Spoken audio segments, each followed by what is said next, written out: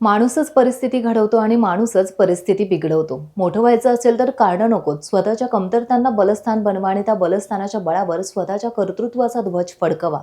अशा प्रकारचे उद्बोधक विचाराचे मार्गदर्शन नितीन बानकुडे पाटील यांनी लाडघर येथे केले.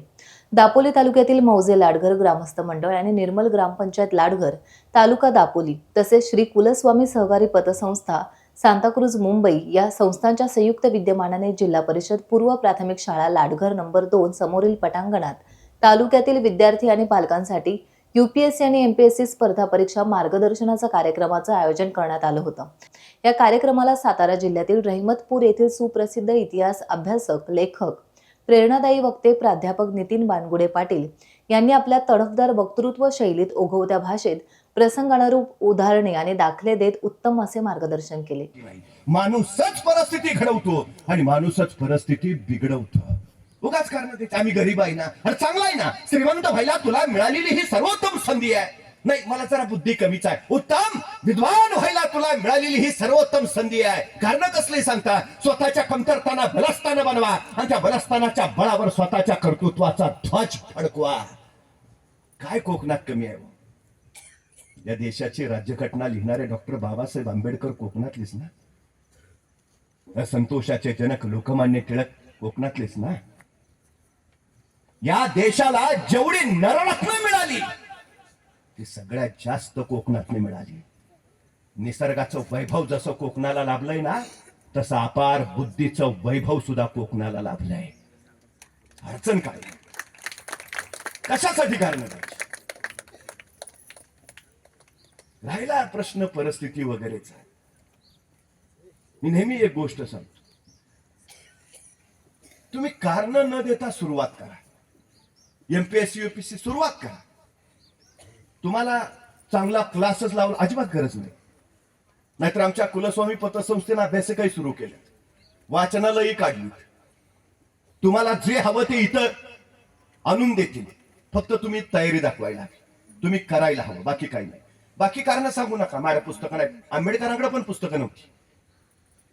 वडिलांची परिस्थिती इतकी बिकट की पुस्तकं घेऊन यायची ऐपतच नव्हती. पण 10 वर्षापूर्वी डॉक्टर बाबासाहेब आंबेडकरने एखादं पुस्तक वाचलेलं असायचं आणि 10 वर्षानंतर जर त्यांना कुणी त्याचा संदर्भ विचारला तर ते अचूक सांगायचे. समोरचा विचारायचा, अरे कसली बुद्धिमत्ता, काय स्मरणशक्ती, काय विद्वत्ता. आणि डॉक्टर बाबासाहेब आंबेडकर म्हणायचे, माझ्या परिस्थितीनं मला दिलेली ही देणगी आहे. लहानपणी माझ्या वडिलांची पुस्तकं घ्यायची ऐपत नसायची, तरी वडील काहीतरी करायचे, इकडून तिकडून मला एखादं पुस्तक आणून द्यायचे. लहानपणी मला पुस्तक मिळायचं आणि त्यावेळी मी समजून जायचो, आज हे पुस्तक आपल्याला मिळालंय, आयुष्यात परत कधी मिळेल का माहिती नाही. मग आज वाचतानाच असं वाचूया की आयुष्यात या पुस्तकाची परत गरजच पडता कामा नये. कशासाठी? कारण फिलिपाईन्स देशातली एक 11 वर्षाची चिमुरडी रिहा बुलोज शाळेच्या धावण्याच्या स्पर्धेत पहिली आली आणि धावत धावत घरी आली. वडिलांना म्हणाली, बाबा शाळेच्या धावण्याच्या स्पर्धेत माझा पहिला क्रमांक आला. वडिलांना प्रचंड आनंद झाला. बेटा अभिनंदन, खूप खूप छान बेटा.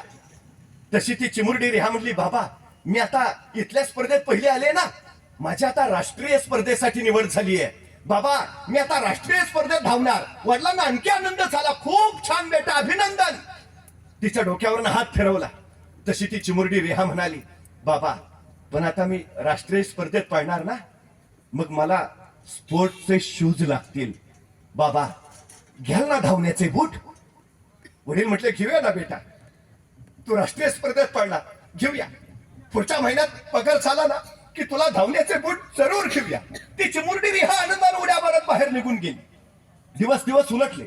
आता राष्ट्रीय स्पर्धेला फक्त 4 दिवस राहिले. त्या दिवशी ही चिमुरडी रिहा आपल्या वडिलांकडे आली.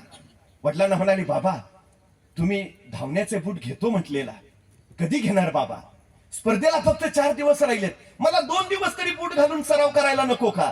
घ्या ना बाबा, कधी घेणार? पोरीचे बोल ऐकले आणि वडिलांच्या डोळ्यातनं हळदीशा अश्रू सुटला.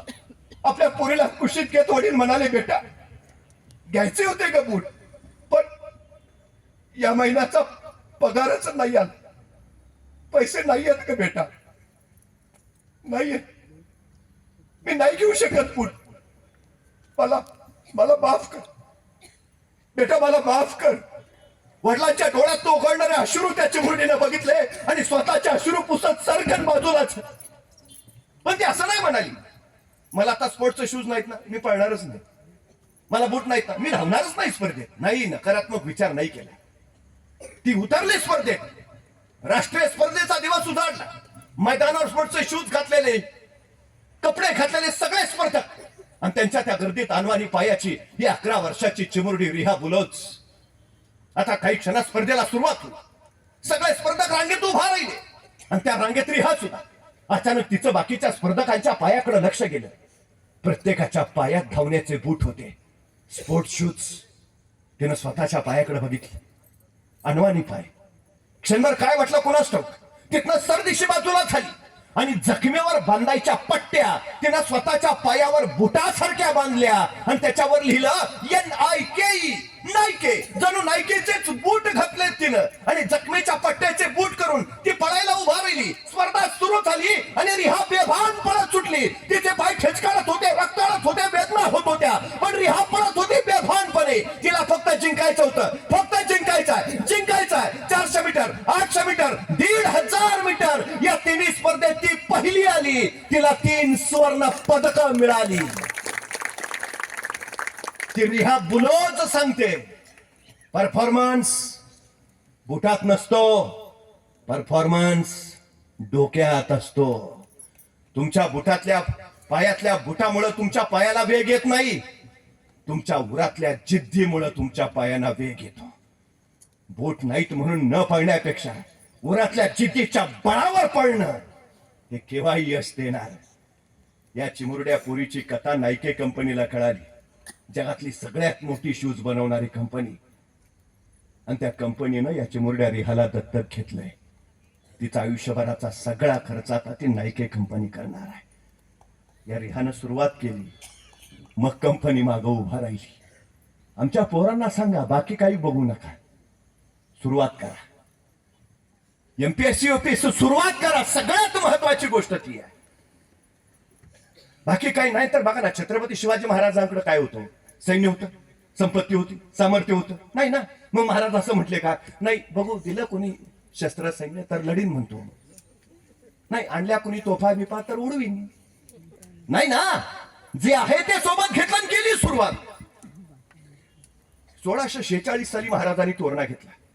शेजारीच राजगड होता, पण बेवसाऊ. म्हणजे घेतला तर बांधला पाहिजे, बांधायचा तर पैसे पाहिजेत. होते कुठे महाराजांकडे? मग महाराज असं म्हटले का? नाही, घेतला राजगड तर बांधला पाहिजे, बांधायचा तर फंड पाहिजे. आहे कुठं आपल्याकडं? मग कशाला घ्या, बघू फंड आल्यावर. थांबले महाराज. नाही, घेऊन तर टाकू, पैशाचं पुढचं पुढं. घेतला राजगड आणि त्याच वेळी तोरण्यावर महाराजांना सोन्याच्या मोहरांनी भरलेले 6 खंडे सापडले आणि त्या संपत्तीतनं महाराजांनी राजगड बांधून पूर्ण केला. महाराज सांगतायत, तुम्ही सुरुवात करा, जगदंबा आशीर्वाद घेऊन तुमच्या पाठीशी उभा राहते. तुम्ही कुठे जन्माला आला काही महत्वाचं नाही, तुम्ही काय बनणार आहात ते महत्वाचं आहे. आमच्या पोरांना ते महत्व सांगा, सगळ्यात महत्वाचं. वेळ गोठवता येत नाही, वेळ घड्याळ बंद करून थांबवता येत नाही, वेळ कुणाला उधार देता येत नाही, वेळ कुणाची उसनी घेता येत नाही. क्षण एकदाच हाताशी येतो. आल्या क्षणाची ज्याला संधी करता आलं आणि संधीचं ज्याला सोनं बनवता आलं ना, त्याला आयुष्य जिंकता येतं. टाइम्स डिजिटलला लाईक करा, शेअर करा, सबस्क्राईब करा आणि बेल आयकॉन दाबायला विसरू नका. Times digital.